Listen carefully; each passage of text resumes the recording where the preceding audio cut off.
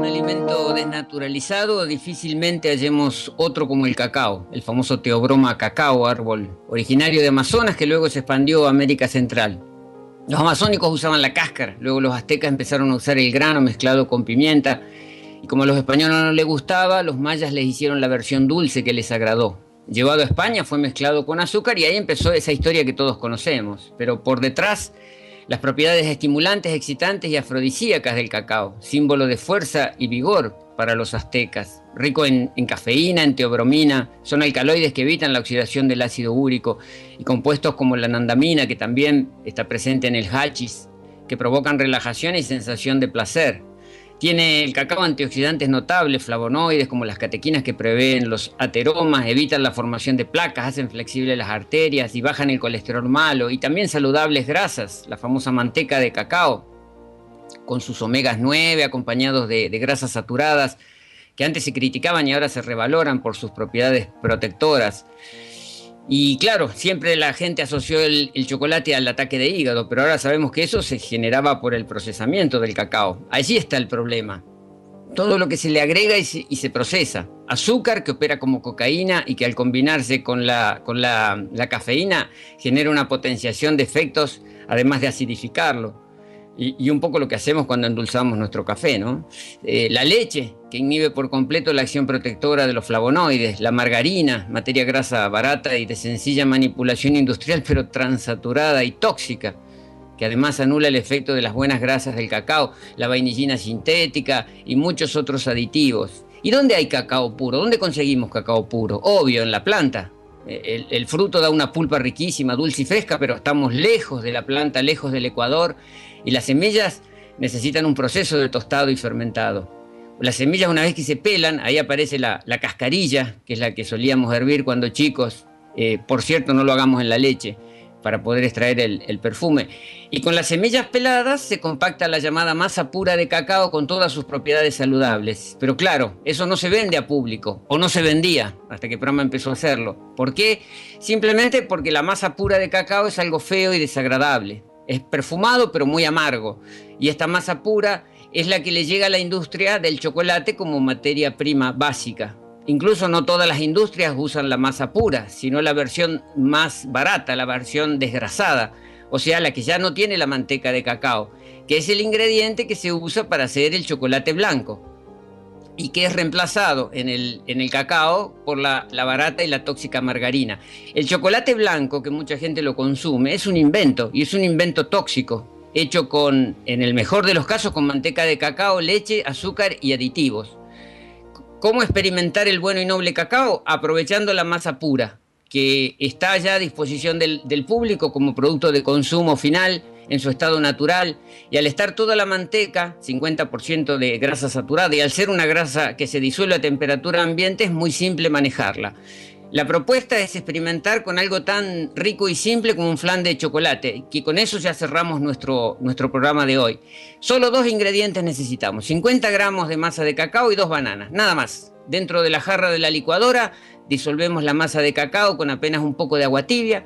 Cuando vemos que se disolvió, agregamos las bananas y licuamos, y ya está. Echar en molde y esperar media hora, si tenemos apuro, un golpecito de heladera, y listo para desmoldar y disfrutar como verdadero y saludable flan de chocolate, sin agregados. La conclusión, sin exagerar, comer masa pura de cacao, que es lo mejor, o cacao amargo en polvo de buena calidad, endulzado si es necesario, con frutas o azúcares nobles. En el programa anterior hablamos del cacao, se recuerdan, y de las magníficas propiedades que tiene este grano de las zonas tropicales. Antes, cuando pensábamos que el chocolate era malo por todo aquello de lo que va sobre el cacao, la arena de algarroba se había convertido en la opción más saludable. Fruto silvestre y prolífico, la vaina del autóctono algarrobo ahora está revalorizado, y por suerte, pero desde tiempos inmemoriales ha sido sustento de nuestros pueblos originarios. En Tras la Sierra, por ejemplo, aquí los troperos de Pampa de Achala sabían pasar semanas de marchas y cabalgatas a fuerza de patay, que era un alimento de resistencia. Eran unas tortas secas que hacían con la harina de algarroba y que llevaban sin problemas en sus alforjas, donde se conservaban fácilmente. antes de la irrupción del moderno diseño del kiosco urbano y de las golosinas que son tan dañinas para la salud, el patay era la golosina popular de los niños del interior, de los niños humildes, junto a las pasas de higo y a las nueces, y en realidad eran fuente de una nutrición importante. Néstor, Norma pregunta, ¿por qué vemos harina de algarroba de distintos colores? Bueno, hay que entender que el algarrobo viene biológicamente y desde el punto de vista de la biología hay diferentes tipos de algarrobo. Está el algarrobo negro y el algarrobo blanco, el Prosopis nigra y el Prosopis alba. Las chauchas negras del algarrobo negro van a dar una harina que es más oscura y que tiene más perfume a cacao. En cambio, las chauchas del Prosopis alba o el algarrobo blanco van a entregar una harina que es más clarita, pero es más dulzona. Es decir, tiene a lo mejor menos perfume, pero más intensidad de dulzor.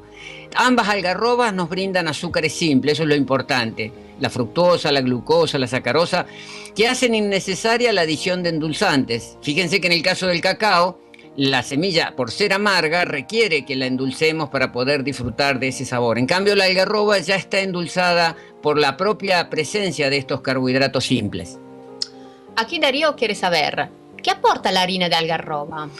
La algarroba aporta minerales, tiene más hierro que el hígado de vaca, más calcio que la leche de vaca, magnesio, fósforo, zinc, silicio, tiene mucho potasio y tiene bajo sodio. Aporta proteínas, es muy rica en triptofano, un aminoácido que es muy utilizado para las crisis depresivas.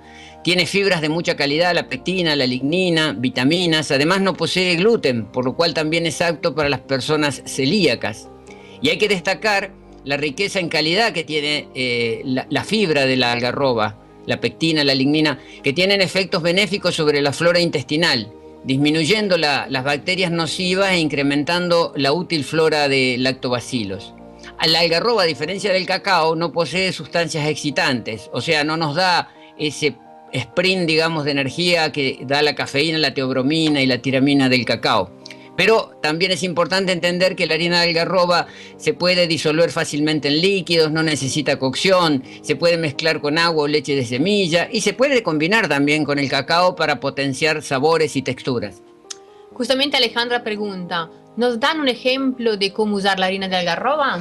Un ejemplo sencillo es cuando queremos hacer una rica leche chocolatada. Podemos activar semillas como girasol, por ejemplo, que es una semilla accesible. La licuamos brevemente con un poco de agua, luego le agregamos más agua hasta llegar a 1 litro por puñado de semillas, 2 cucharadas de azúcar mascabo, 2 cucharadas de harina de algarroba, 1 cucharada de cacao amargo en polvo y un poco de esencia de vainilla. Licuamos y listo, ya tenemos una leche chocolatada riquísima que va a cautivar a los niños. Bueno, Mario pregunta, ¿cuáles son las opciones comerciales para beneficiarse de la algarroba? Y, por ejemplo, en el caso de Prama nos ofrecen la harina de algarroba en estado puro, el patay, que es como un turrón seco, un turrón redondo que está hecho con esa harina secada, y el flan de algarroba, que viene ya listo como para prepararlo sin necesidad de cocción, o sea, un alimento totalmente vivo, y tenemos muchas más opciones que podemos integrar a nuestras preparaciones cotidianas. ¿Cómo se ve? Uno puede endulzar sanamente, sin crear problemas de salud y nutriendo eficientemente al cuerpo. Los que nos siguen desde el primer programa recordarán que en aquella ocasión hablábamos de las bondades del cacao. Por supuesto, el cacao como semilla, en estado de pureza, en estado de no alteración y sobre todo de no aditivación de sustancias tan nefastas como las margarinas, la leche, el azúcar y todos los otros aditivos que lleva el chocolate que normalmente compramos en kioscos. Hablábamos también de las propiedades estimulantes, excitantes y afrodisíacas que tiene la semilla de cacao. Es un símbolo de fuerza y de vigor para las culturas aztecas, que es donde nació, donde fue la cuna de cultura del cultivo del cacao. Y recordemos que tenemos una monografía sobre el cacao que está disponible en nuestro sitio web. Y vamos a releer un par de párrafos que tienen que ver con la noticia que nos ocupa hoy y que tiene mucho de llamativo y que a muchos sorprenderá, pero en realidad es nada más que aplicar todo esto que la sabia naturaleza nos da en estas semillas. 3 son las sustancias del cacao que pueden incidir en el estado de ánimo. Muchos les atribuyen cualidades antidepresivas. Su contenido en cafeína y teobromina lo convierten en un estimulante leve. La feniletilamina produce un efecto placentero a nivel cerebral y la anandamina, así llamada por la palabra sánscrita ananda, que significa bienaventuranza, alegría y felicidad, causa relajación y sensación de bienestar. Estos dos últimos compuestos también están en el hachís, por lo que algunos trabajos sugirieron que el cacao podría tener efectos adictivos similares a los del cannabis y justificar de este modo su apelativo popular. Sin embargo, se ha demostrado que la concentración de estas sustancias en una tableta no es suficiente para que el chocolate provoque efectos adictivos. Pero nuestro informe de la web también aporta datos sobre los efectos estimulantes que tiene la semilla de cacao. El cacao posee teobromina y cafeína, alcaloides pertenecientes al grupo de las purinas, también presentes en té, café y bebidas cola, que operan como estimulantes del sistema nervioso central. No hay estudios que confirmen que el chocolate posea efectos fisiológicos que provoquen un consumo compulsivo o adictivo.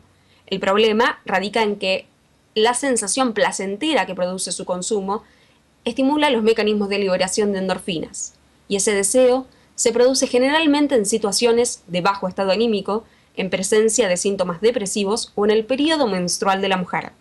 La sustancia responsable es la feniletilamina, que también genera el efecto afrodisíaco. En un reciente estudio finlandés se corroboró la ingesta de cacao en embarazadas con bebés más alegres y positivamente reactivos. Este efecto no se producía cuando el consumo materno del cacao era acompañado por leche y aditivos. ¿Por qué volvemos sobre este tema? Bueno, porque noticias que llegan desde Alemania y que reproduce el sitio web ossi.com informan que la nueva tendencia en discotecas del centro de Berlín es usar el cacao para experimentar los mismos efectos de las drogas, como la cocaína y el éxtasis, que habitualmente son usados en estos ambientes y en estos espacios recreativos. Lucid, una fiesta mensual de dance, es alimentada con cacao virgen de Bali que se sirve en bebidas. Morning Gloryville, una empresa que organiza fiestas dance en toda Europa, ofrece en las barras de sus eventos bebidas y pastillas de cacao para los asistentes. Y esperen a escuchar esto. Por su parte, el chocolatero belga Dominique Persson creó un dispositivo que vende a 50 euros y que permite aspirar el cacao en polvo, al igual que la cocaína. Por supuesto, usan cacao puro orgánico de primera calidad y sin aditivos, como la masa pura de cacao que ofrece Prama, que Persson pulveriza y combina con especies y frutas como jengibre, menta y frambuesa. Y la noticia sigue dándonos sorpresas, justamente donde hablan los organizadores de estas fiestas. Rube May, un organizador de fiestas que suelen superar las 6 horas de duración bajo el efecto del house, el hip hop, el funk y la música electrónica, vende más de 8 kilos de cacao por evento, acompañado por canela y miel. El cacao, dice May, no distorsiona la realidad tal como lo hace el alcohol o las drogas. Más bien, amplifica la experiencia y tiene un efecto sutil. No se puede considerar el cacao puro como una droga. Lo podemos considerar como un catalizador para tener un mejor estilo de vida en lugar de adormecernos como el alcohol. Incluso una fiesta de niños con helados y tortas genera mucho más daño físico y mental, pero no es puesta en consideración por nadie, concluye May. Y veamos qué opinan los usuarios del cacao que emplean a esta semilla ancestral con un objetivo totalmente diferente a lo que es el uso cotidiano de un dulce o una golosina. Los consumidores alemanes dicen que el cacao virgen y crudo es mucho más potente de lo imaginado. Afirman que primero viene una oleada de endorfinas en el torrente sanguíneo, lo que aumenta la agudeza, la energía y los sentimientos de euforia. Luego está el flujo de magnesio, que relaja los músculos y los tiempos verbales. También aparecen luego los flavonoides del cacao crudo, que aumentan la circulación sanguínea y estimulan la energía cerebral. Todo esto coincide con lo expresado en un estudio reciente publicado en la revista American Journal of Clinical Nutrition. Veamos de dónde comenzó esta historia de empezar a usar el cacao en las discotecas y en las fiestas de música electrónica. El uso del cacao virgen comenzó a ser difundido por el movimiento de baile consciente, animado por miles de oficinistas que daban vida a fiestas de baile a la hora del almuerzo, con el objeto de huir por un momento de la onda negativa del trabajo, el estrés laboral y las inhibiciones sociales, pero de una manera saludable y sin embriagarse con alcohol, dada la necesidad de volver luego al trabajo. ¿Qué tal? Por supuesto que la cantidad de sustancias energizantes y placenteras del cacao virgen sin refinar no representan un riesgo de adicción, como lo dicen los estudios, y tampoco daños, todo lo contrario. Los dancers alemanes han convertido al cacao en un estimulante mucho más saludable que el alcohol y las drogas pesadas. Así como también se conocen ya muchos encuentros de música electrónica donde en lugar de usar el alcohol se utiliza el jugo de pasto de trigo o wheatgrass, fiestas que se hacen para la diversión donde no está permitido el alcohol. Y ahí se utiliza el wheatgrass como una bebida estimulante y saludable, en oposición al alcohol y a las drogas y a los nefastos energizantes químicos en latitas que conducen a adolescentes y hasta niños. Así que podemos sentirnos bien y vitales con la masa pura de cacao que nos ofrece Prama, pero sin exagerar. Como dijo alguien, todo en su medida y armoniosamente. Incluso para los deportistas, porque tengamos en cuenta que deportistas vegetarianos, veganos y o crudiveganos pueden empezar a usar al cacao como un excelente suplemento energizante. Y justamente, como hay tanta demanda de estos productos, productos para deportistas, productos para la energía, va a ser un tema que requiere su espacio y nos vamos a ocupar semana próxima de analizar las principales opciones que tenemos para utilizar elementos saludables, elementos que no generen daños y que generen una buena energía. Y siempre hay que tener en cuenta esto, que todo lo que usemos para energizar el cuerpo debe estar medido por la prudencia y sobre todo por el entendimiento de que lo importante es tener un organismo en la máxima eficiencia y no estar usando, como decía el doctor Jaime Skolnick, latigazos para caballos cansados. Porque en realidad si el cuerpo está agotado por toxicidad, por falta de reparación en el sueño, por una mala nutrición, por parasitosis, y por todo lo que hoy es la demanda de la vida moderna, no podemos tratar de tapar todo eso con el uso de simples sustancias que nos pongan las pilas. Tendremos que trabajar en la causa profunda, tenemos que trabajar en la limpieza, en el orden de esa estructura corporal y, por supuesto, una vez que el cuerpo está limpio y está nutrido con alimentos vivos, que son los que nos dan la verdadera energía, acordémonos que un alimento vivo da energía, un suplemento vivo da energía, y un alimento cocido, un alimento muerto, quita energía porque exige al cuerpo mucho tiempo para poder metabolizar y desgasta mucho del potencial energético del cuerpo. Entonces, cuando hagamos bien las cosas, sí podemos usar elementos que nos van a ayudar a dar ese plus cuando se necesita para una práctica. Pero bueno, ese ya va a ser tema de la semana próxima, donde los suplementos para deportistas y suplementos energizantes serán tema central de este espacio destinado a los alimentos vivos.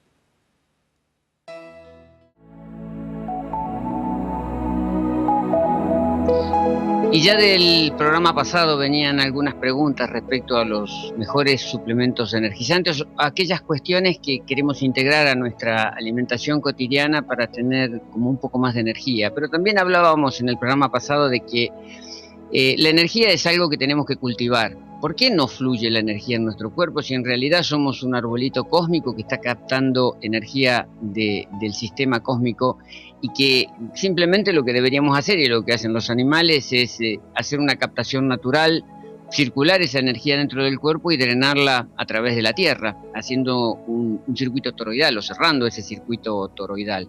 Pero claro, no captamos porque vivimos dentro de jaulas de Faraday. Cuando vivimos dentro de edificios con estructuras de hormigón armado, obviamente ese fenómeno que se conoce en la electrónica como jaula de Faraday aísla a nuestra estructura del campo electromagnético cósmico.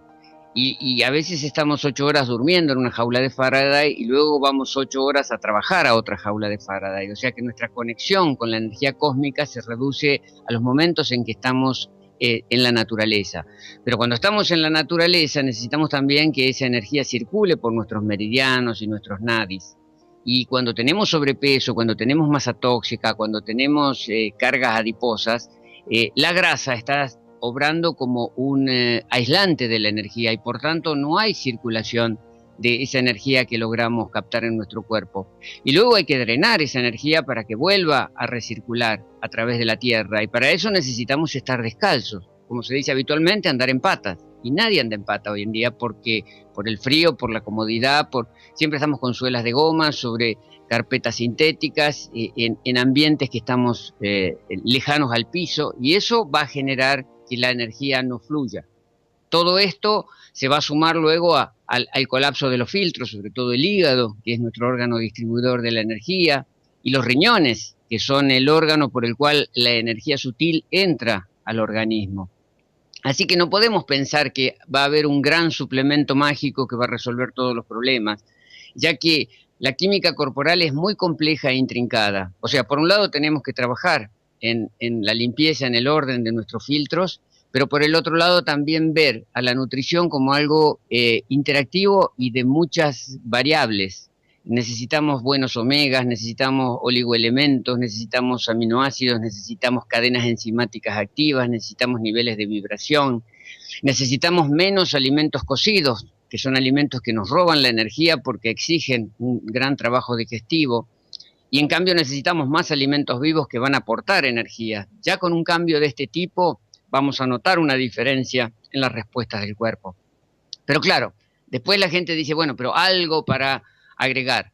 Y claro, tenemos el polen con miel, que es un preparado que en Prama vienen haciendo desde los años 97, 98, fue uno de los primeros productos de este emprendimiento cordobés, y ahí se trabajaba con una formulación que habían desarrollado los rumanos en la época del uso de los anabólicos, que ellos se dieron cuenta enseguida que se podían ganar olimpiadas con los anabólicos, pero después los deportistas quedaban destruidos en su salud. Entonces empezaron a buscar para el alto rendimiento compuestos que fueran eficientes y que no generaran daños, y fue el caso de esta mezcla de la miel y el polen, que es una imitación de lo que hace la abeja para asimilar y conservar este nutriente básico que es el polen de las flores. Cuando la abeja introduce el polen a la colmena, lo que hace es mezclarlo con la miel, forma una especie de fermentación láctica, y así logran asimilar al 100%, pese a la complejidad de esta estructura nutricia y pese a las condiciones de temperatura y humedad que hay en la colmena. El ser humano comparte las necesidades digestivas de la abeja, y por eso cuando consumimos el polen seco en granos, estamos desperdiciando casi un 70% de su potencial. Se absorbe solamente un 30% y el resto se evacúa como fibra vegetal. En cambio, al trabajar la fermentación de la miel con el polen, logramos asimilar al 100%, y eso hace que con una pequeña dosis podamos obtener mucho más resultados. Incluso los resultados se ven a los 30 o 40 minutos de la ingesta, o sea, uno ingiere la cucharada de miel y polen y logra ya obtener una especie de efecto rápido. También se nota la diferencia en prácticas intelectuales. Es indicado este suplemento para choferes, trabajadores nocturnos, individuos asténicos o de la tercera edad, gente que está en estados depresivos. Tiene mucho triptofano el polen, y eso ayuda muchísimo a recuperar las cuestiones perceptivas, incrementa la energía física, mental y sexual, y también el bienestar general. En el caso de los deportistas mejora la performance, la capacidad del trabajo y la voluntad de entrenamiento, y les retarda la aparición del cansancio físico y psíquico. También le incrementa la masa muscular sin alterar el tejido adiposo, y aumenta el potencial oxirreductor celular. Todo esto sin efectos colaterales. Después también está la famosa maca, que se la llama el ginseng andino, porque en realidad es un tubérculo que tiene propiedades muy parecidas al ginseng asiático, y justamente se usaba desde la antigüedad en el Imperio Inca como un estimulante sexual para aumentar la fertilidad, y es muy rico en proteínas, en minerales, en vitaminas, recompone el equilibrio físico y mental, mejora el manejo del estrés, es afrodisíaco y aumenta la fertilidad, estimula la inmunidad, alivia los trastornos climatéricos, equilibra desórdenes hormonales, calma el dolor premenstrual y regula el ciclo femenino. Es útil cuando hay anemia, osteoporosis, convalescencias y debilidad. Se puede usar en jugos o en licuados, es decir, agregándolos, como mucha gente también hace con la espirulina, una alga microscópica que tiene una gran riqueza y que tiene mucha proteína. Son proteínas completas y de alto valor biológico. También tiene triptofano como el polen, o sea que es útil en las situaciones depresivas. También tiene los omegas, sobre todo los famosos y valiosos omega 3, y tiene también la B12, y también es rica en hierro, y está dotada de clorofila, carotenos. Y justamente cuando hablamos de clorofila tenemos que pensar en que tenemos algo que a veces está casi al alcance de la mano y no lo tomamos en cuenta, y es el jugo verde o jugo de clorofila, que podemos hacer con una planta que es una rareza en la naturaleza porque está dotada de los 23 aminoácidos que maneja el ser humano, los 8 esenciales y los 15 no esenciales. Me refiero a la alfalfa, la misma pastura que utilizan nuestras vacas. En realidad uno puede cortar un manojo de esta maravillosa hierba, licuarla con un poco de agua colar y tener un jugo verde, un jugo de clorofila de alto valor energético y sobre todo alto valor reconstituyente, porque aporta una riqueza increíble de vitalidad y sobre todo de aminoácidos que son los ladrillitos con los cuales se construyen nuestras proteínas. Y por último, ¿cómo no hablar del agua de mar? Donde tenemos allí en el plasma marino los 88 oligoelementos en la proporción perfecta del caldo que dio origen a la vida humana en el planeta. Ahí está toda la energía fotónica que procesa el plancton marino, y el agua de mar es algo que podemos beberlo solo, o sea, sola agregándola a jugos, o diluyéndola, si vamos a tomar solo agua de mar, con 2 o 3 partes de agua dulce. Ahí los deportistas se pueden hacer un isotónico perfectamente natural y económico, agregándole al agua de mar esta proporción de agua dulce, un jugo de limón, por ejemplo, y una cucharadita de miel de abejas, con lo cual tenemos una bebida excelente para reponer el desgaste y reponer los electrolitos de la actividad física. Y ya la semana anterior hablábamos de la masa pura de cacao, con su efecto estimulante y su efecto energético. Por eso no vamos a volver a hablar del tema, pero en definitiva nos damos cuenta de que tenemos opciones, tenemos alternativas, pero a lo que siempre abogamos es no ver a estos suplementos como los que me salvan del problema, como los que van a generar la solución de las historias. Simplemente son herramientas que las tenemos que sumar a un trabajo de conciencia, a un trabajo de construcción del orden interno y sobre todo la eficiencia del hígado, las limpiezas hepáticas, que va a ser justamente el tema que nos va a ocupar luego de algunos consejos.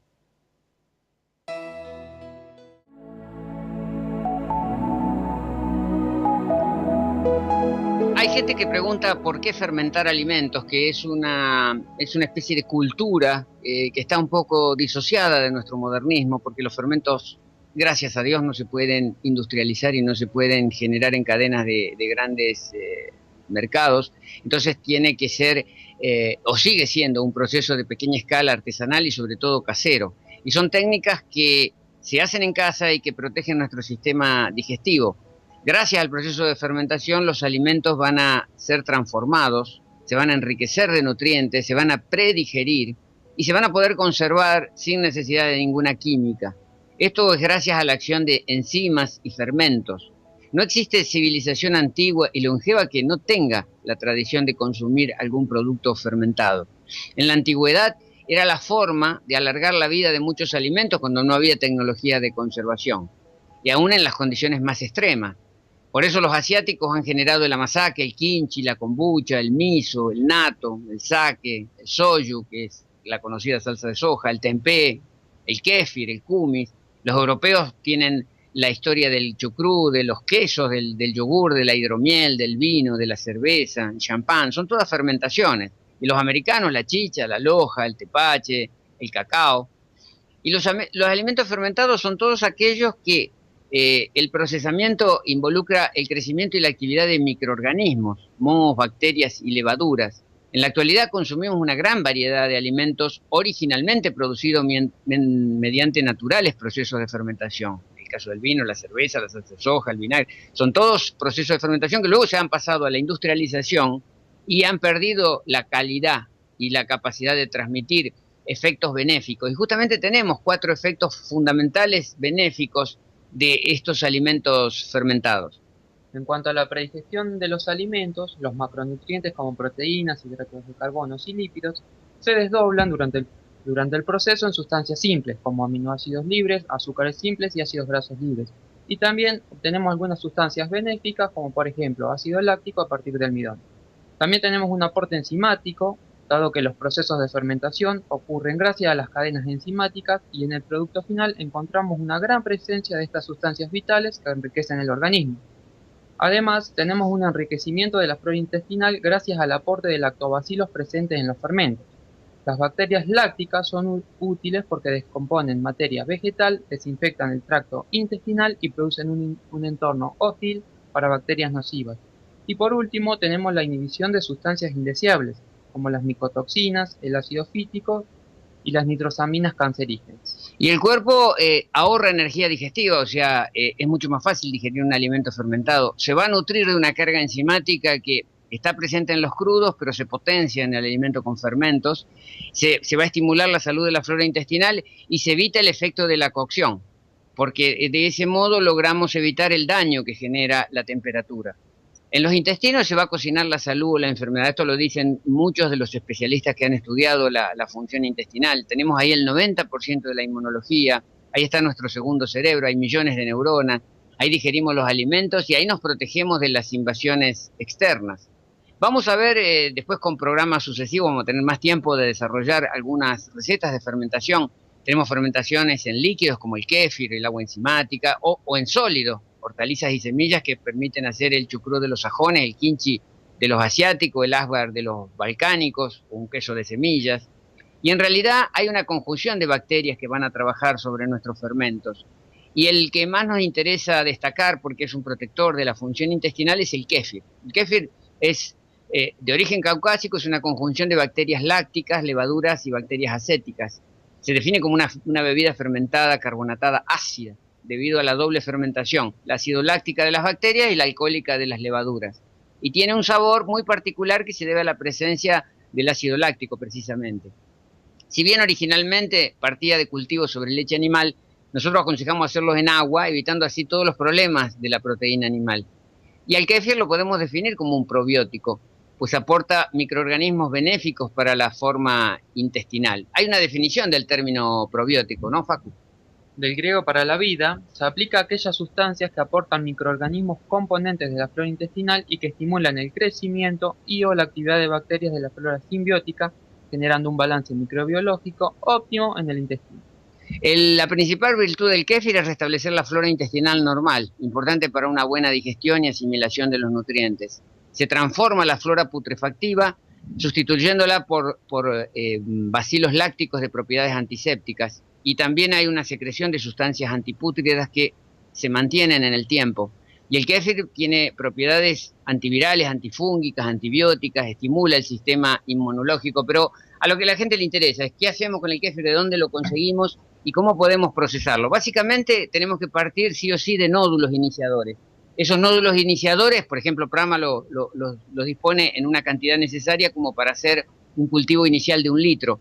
Entonces, a partir de esos nódulos secos los dejamos 12 horas en agua con azúcar, los nódulos absorben la humedad, se nutren del azúcar y empiezan a generar un desarrollo. Y ahí ya tenemos nódulos para empezar a cultivar. Un cultivo que obviamente, ¿dónde lo vamos a hacer? En un cuenco de vidrio, en un frasco de vidrio, ¿no? Lo vamos a hidratar en un litro, un cultivo es de 48 horas, en 1 litro, cada 3 cucharadas soperas, colmas de nódulo, 50 gramos de mascabo, un par de frutos secos, que puede ser peras deshidratadas, puede ser dátiles, puede ser higos, y medio limón entero. Entonces, para repasar, 3 cucharadas soperas de nódulos, 50 gramos de mascabo, un par de frutos secos, medio limón entero, todo eso en un frasco de vidrio y lo dejamos 48 horas. Pero ahí varía también del tiempo. Ponte el caso que sea verano, la 48 horas puede ser variada en 24. Se acelera, la temperatura acelera, el frío frena el desarrollo. Claro. Entonces, el frío va a demandar más tiempo, el calor va a acelerar, una exposición a los rayos del sol puede ser útil. Puede ser útil, pero tenemos que tener presente la sensibilidad a los campos magnéticos, electromagnéticos, cósmicos, telúricos. Entonces, todo esto son elementos vivos. Entonces, son sensibles, es decir, los puede afectar. Un campo electromagnético que nosotros no vemos, pero que los nódulos sienten. O una conjunción cósmica, una tormenta solar, o una vena de agua subterránea. O una mala onda. O la mala onda de las personas. O sea, ya sabemos los efectos que se producen cuando se generan ese tipo de energías. Y el punto es importante, porque mucha gente pregunta, ¿cómo sé cuándo es el punto? Simplemente poniendo el dedo en el líquido y probando. No puede ser demasiado dulce, porque quiere decir que si es dulce todavía los nódulos no se han comido el azúcar, y los nódulos se tienen que comer el azúcar, y tampoco puede ser demasiado ácido, porque ahí quiere decir que me pasé. O sea que si está muy dulce, le falta. Y si está muy ácido, me pasé. Bueno, cuando comienza a hacer burbujitas también, ¿no? Como un frizzante, un champán, ¿no? Exacto. Y justamente nosotros podemos usar estos nódulos no solamente en el cultivo de agua, sino también con una leche vegetal. Una leche vegetal para transformarlo en yogurt, por ejemplo. Entonces, en lugar de agua utilizamos una leche, que puede ser una leche de cajú, que lo hace más grasoso, una leche de almendra, una leche de girasol. Hacemos la misma, los mismos rituales, utilizamos los nódulos, utilizamos el mascabo, utilizamos los frutos secos, el limón, y esperamos el tiempo adecuado para que se transforme en un yogur compacto. Sí, incluso depende de la grasitud de la leche, podemos evitar todos estos elementos, simplemente tirar los nódulos sobre una leche vegetal, dejarlo ahí 24 o 36 horas en un ambiente cálido, y ya vamos a tener el efecto yogur. Y también podemos jugar con las frutas. Tenemos un jugo de fruta, en la época que hay uva, un jugo de uva, le tiramos los nódulos y ahí vamos a obtener una especie de champán, como una especie de vino frisante, vino burbujeante. Bueno, así podemos también transformarlo en una cena o en un reencuentro con amigos. Exacto, sirve para acompañar la vida social, que a veces mucha gente dice que con la alimentación viva no hay vida social. Sí, podemos hacer mucho por la vida social y por preparar cosas que nos van a ir ocupando en próximos programas. Vamos a hablar en próximos programas de cómo fermentar semillas, cómo fermentar hortalizas y cómo ir generando toda esta vida, pero también esta protección a la salud y esta mejor calidad de vida a partir de elaboraciones que sí o sí las tenemos que hacer en casa,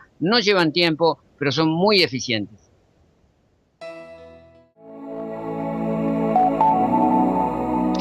Y en programas pasados prometíamos un poco de herramientas prácticas, porque hay mucha gente que toma conciencia de esta cuestión de los huéspedes internos, de los, entre comillas, los parásitos que están con nosotros y dicen, bueno, ¿cómo hacemos para bajar ese nivel, para volver a recuperar un poco de orden en el terreno interno? Y ahí tenemos la despensa. La despensa debe convertirse, como decimos siempre, en una despensa antiparasitaria, una despensa que evite el desarrollo de estos huéspedes internos, y justamente tenemos muchos recursos que todas las culturas, y esto no es un invento, han usado y usan como protección natural.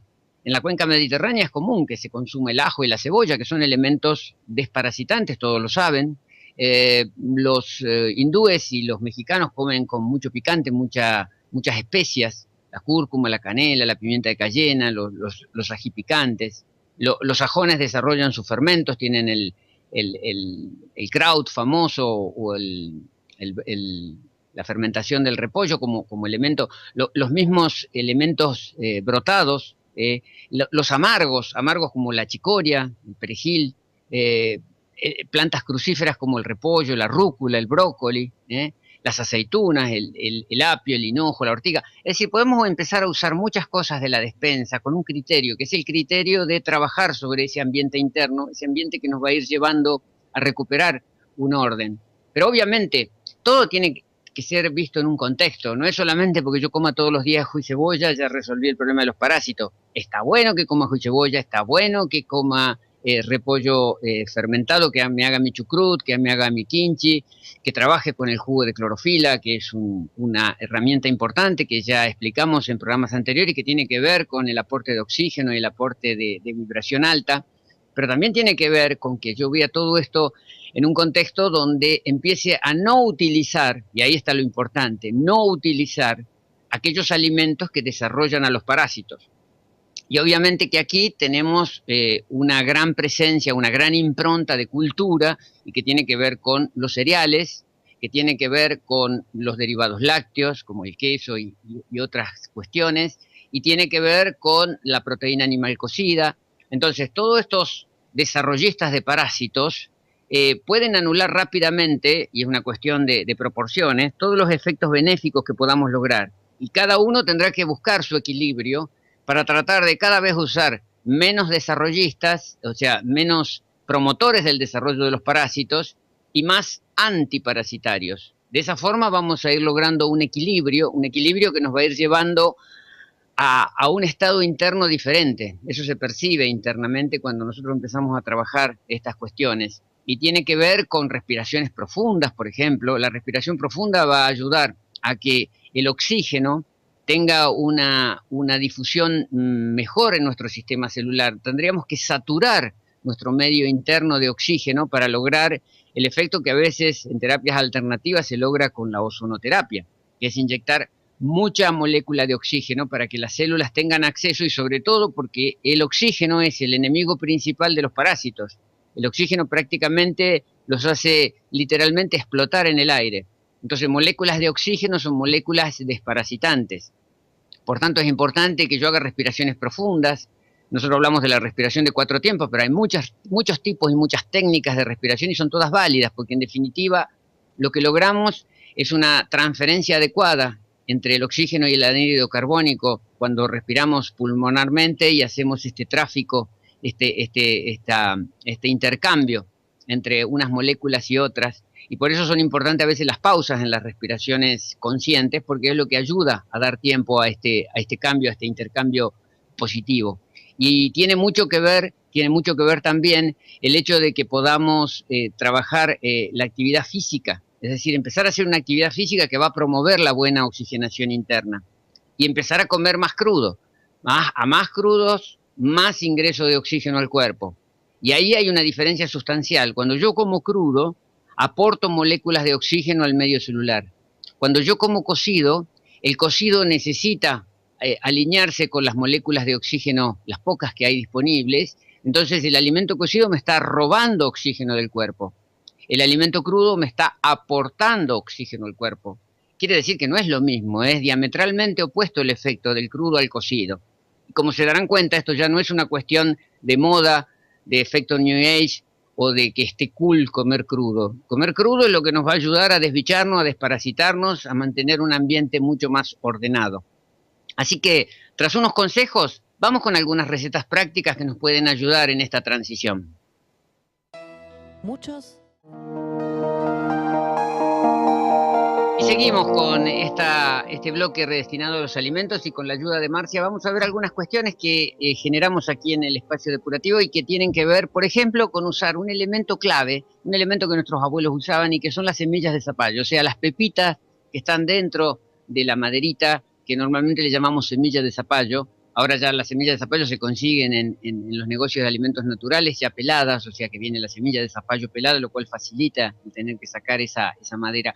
Pero se puede usar la semilla de zapallo no solamente como cuando éramos chicos y nos daban un remedio feo en base a una semilla amarga. A esa semilla le podemos dar una característica. Por ejemplo, ¿cómo reemplazamos el queso parmesano, que es el queso que desarrolla a los parásitos, con algo que sea más o menos parecido, pero que tenga un efecto contrario? Y ahí Marcia nos da una mano. Bien, Néstor. Normalmente qui nell'espazio utilizziamo un queso parmesano con semilla di zapallo. Normalmente utilizziamo una tazza di semilla, che un'alternativa può essere la semilla di girasol, una cucharadita di curcuma, una cucharata di levadura in polvo, una cucharada di sale enriquecida. Todo esto lo procesamos brevemente con un buon molinillo, con un buon filo, y voilà, el parmesano está hecho. Claro, tiene que ser una cosa volátil, es como algo para espolvorear sobre las sopas, sobre las ensaladas, sobre cualquier preparación. Nosotros le agregamos ese toque. Pero también la semilla de zapallo permite hacer una manteca, o sea, algo que podamos untar que sea una textura cremosa. Sí, lo que hicimos justamente ayer. Activamos en la noche un puñado de semilla de zapallo. El día siguiente, en la mañana, la lavamos, hemos procesado con un poquito de agua, añadiendo condimentos como puede ser ajos, especias en general, como por ejemplo la cúrcuma. Y de ahí le hemos comido con una galletita. Y con eso también, con esa técnica en sí, podemos hacer un aderezo, porque no tiene que ser simplemente una manteca, puede ser algo para acompañar comidas. Eso, el aderezo de zapallo, por ejemplo, que se puede acompañar con ensalada. La receta es una media taza de semilla de zapallos activada siempre anteriormente de 6 horas, media manzana cubeteada, un diente de ajo, una cucharadita de masala picante, 3 cucharadas de vinagre natural. Licuamos todos los ingredientes hasta lograr una crema. Reposamos esto en la heladera 30 minutos y voilà, servir. Y podemos aderezar una ensalada, por ejemplo, una ensalada, en lugar de prepararla con el aderezo clásico del aceite de oliva y demás, podemos usar este aderezo y sumarle el aceite de oliva, que también tiene un efecto desparasitante. Y también tenemos una gran cantidad de recursos con los fermentos. El repollo, el kimchi, que básicamente consiste en utilizar Verduras, siempre como base hay algo que tenga que ver con las crucíferas y en este caso es importante la presencia del repollo porque es el promotor de los lactobacilos que después se tienen que cultivar, los pre y probióticos que van a ir generando este ambiente, pero a diferencia del repollo donde se usa del chucrú, perdón, donde se usa fundamentalmente el repollo, tendríamos que pensar también en opciones más creativas como las orientales, el kimchi de los coreanos, que en definitiva se extendió en todo el Oriente, y que es la fermentación de las verduras turgentes, o sea, todo aquello que, por ejemplo, tenga textura dura y que permita trabajar. Claro, puede ser como el brócoli, una remolacha, puede ser coliflor, rabanitos, zanahoria. Claro, hay veces hay verduras que no las podemos consumir o no nos resultan fácil consumirlas crudas. Bueno, las cortamos, las picamos, las fermentamos. La fermentamos, bueno, hay todo un proceso. Claro, que eso requeriría que en otro programa nos ocupamos específicamente de procesos fermentativos, que es todo un tema, porque eso es una construcción hogareña y casera de todos estos recursos. Yo los invito a que visiten la página, tanto Espacio Depurativo como Prama tienen en su página muchas recetas, están las recetas del kimchi, las recetas del repollo, pero las vamos a volver a retomar porque son elementos de construcción, de autogestión, de resolución hogareña, de pocos recursos económicos, porque en este momento estamos hablando de la crisis, estamos hablando de las carencias, pero justamente cuando hay momentos de carencia es donde tenemos que sacar a relucir la creatividad, sacar a relucir las cosas que podemos hacer con nuestras manos, empezar a ser más autosuficientes, más responsables, y cuidar la salud de todo el grupo familiar a través de cosas que no requieren gran esfuerzo, que se pueden hacer con simplicidad. Un fermento es poner en un frasco de vidrio elementos y dejarlos cultivar en sus procesos fermentativos. Tal vez en una semana, en 10 días ya podemos empezar a comer fermentados que nos van a beneficiar en nuestra flora intestinal y nos van a beneficiar también en nuestra calidad de vida, porque eso implica también una buena salud a nivel de serotonina y de muchos mensajeros químicos que hacen a nuestra salud y a nuestra calidad de vida. Pero, por supuesto, que para el programa de hoy tenemos más cosas, pero vendrán después de los consejos. ¿Y qué alimento más vivo que un fermento? Justamente en programas pasados hablábamos de la necesidad de incorporar fermentos y decíamos que, bueno, hay que explicar el tema de la fermentación porque tiene un montón de bemoles, porque se trabaja con elementos vivos, se trabaja con bichitos, siempre hablamos de los simpáticos bichitos, los bichitos intestinales, recién hablábamos de los bichitos de la piel, pero están los bichitos de la tripa, los bichitos que tienen que hacer la digestión y la protección de nuestro cuerpo, bichitos que son promotores del oxígeno y de la alcalinidad, y justamente los fermentos permiten cultivar estos pre y probióticos que son los que van a generar este estado de salud interna, porque nosotros estamos alterados permanentemente y sufriendo influencias por nuestros alimentos no fisiológicos que incorporamos, por la contaminación ambiental, la toxemia corporal, la parasitosis. Además estamos hablando de seres vivos que son afectados por energías sutiles y cósmicas. Por ejemplo, el famoso tema de la luna llena. Es decir, ¿qué pasa en la luna llena en que la gente se pone como loca? Porque en realidad lo que se están poniendo activos frente a la luna llena son los parásitos y los bichos internos. Entonces, evidentemente, la luna llena, ¿qué nos hace? Generar una activación de todos estos huéspedes internos y un desborde en nuestras conductas. Y esta influencia que reciben los parásitos también lo reciben las bacterias. Entonces, si estamos haciendo un chucrú, un fermento, obviamente que va a tener otro nivel de activación. Y a veces lo veíamos en los germinados, también pasa esto, cuando uno está reproduciendo vida en semillas, estimulando la vida, porque notamos la diferencia en determinados momentos que a veces el germinado va más rápido, más lento. Sí, tienes razón, Néstor.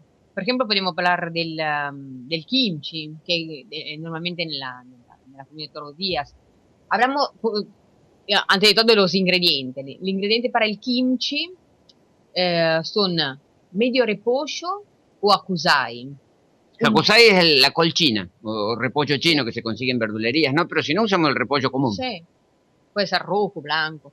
Y pensemos que esto es una alternativa. Estamos proponiendo el kimchi porque es el método oriental de fermentar verduras, pero tenemos que tener en cuenta que los alemanes, los sajones, tienen más la cultura del chucrú, que es solo repollo, porque el repollo es un promotor de todos estos bichitos, de estas bacterias. Entonces es un medio que debe ser usado siempre. Lo que pasa es que si usamos el chucrú, como se hace tradicionalmente y como todo el mundo conoce, que es repollo y sal, o krauti, que le dicen también los alemanes, vamos a obtener ¿qué cosa?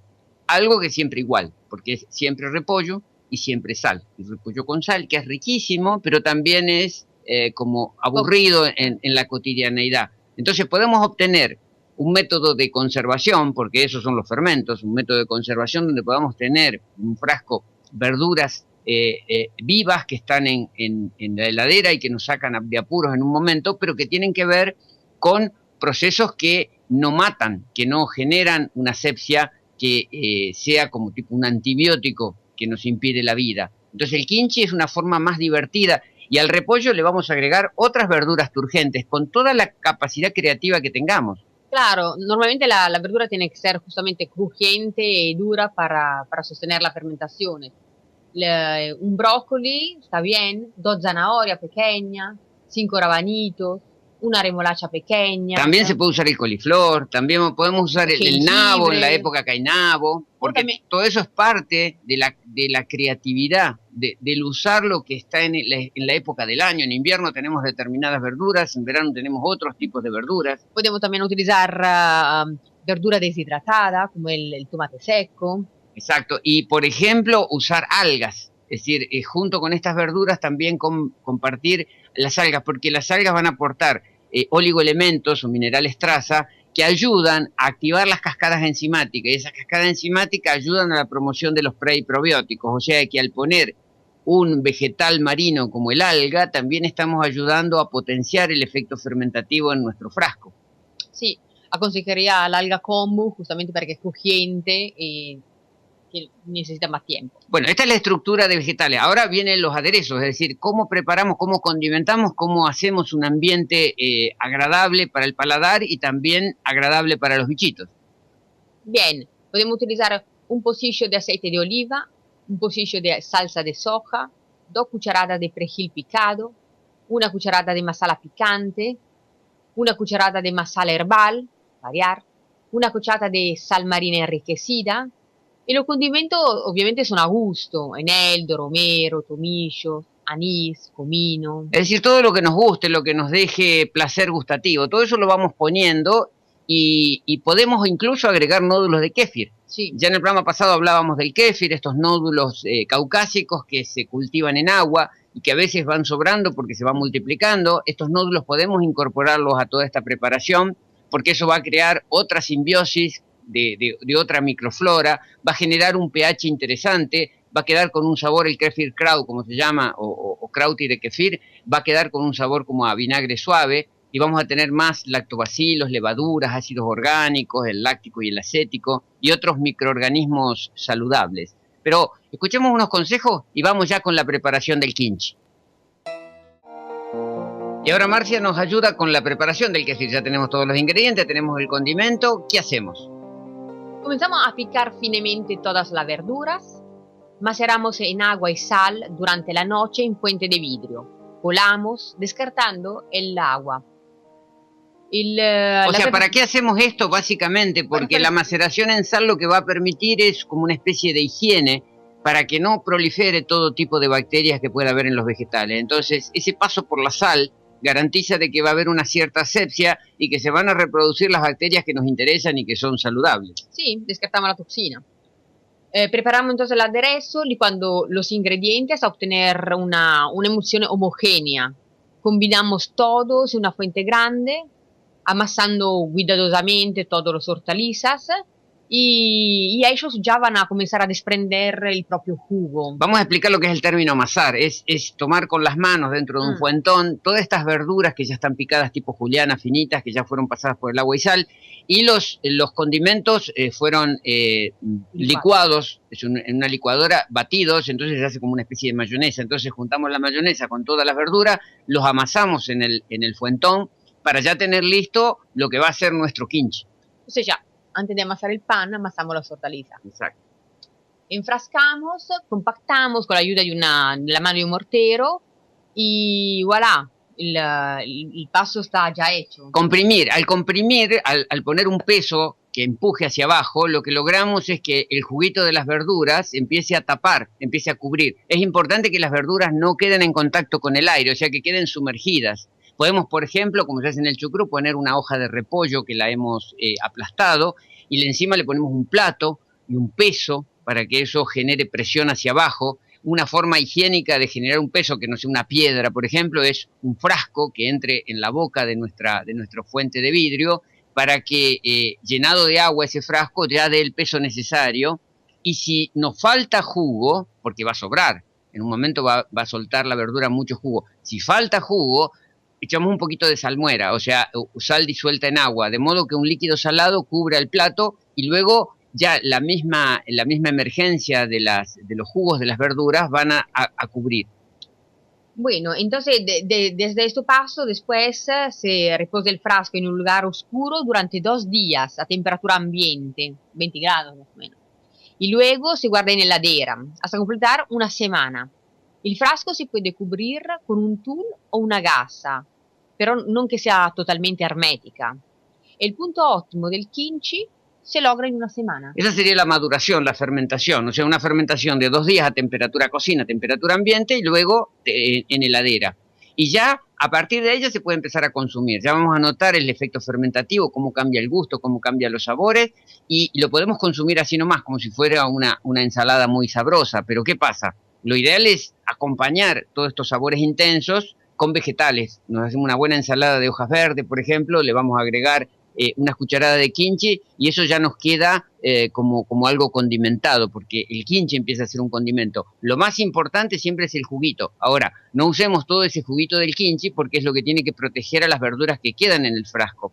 O sea que siempre tenemos que dar como un equilibrio entre el jugo y las verduras. Y eso, ese sabor intenso del kimchi se va a ir profundizando en la medida que pasen los días. Y más, si el frasco queda expuesto a más temperatura, va a haber más fermentación, un sabor mucho más fuerte y mucho más profundo. Muy intenso, sí. Se puede utilizar también en las sopas, poniéndolo para resultar una sopa más intensa, más sabrosa también. Y vamos a tener una capacidad creativa, porque como es una práctica sencilla, esto se arma en pocas horas, podemos toda la semana o cada 10 días hacer un kimchi nuevo, en uno ponemos más remolachas y tenemos un kimchi más rojo, en otro podemos jugar con el verde cuando hay brócoli, ahora en la época del invierno que hay brócoli, poner mucho brócoli, quiere un kimchi más verde. Entonces podemos jugando con los condimentos diferentes, con las verduras diferentes, los colores diferentes y complementar el kimchi como algo que va a integrar nuestros platos cotidianos.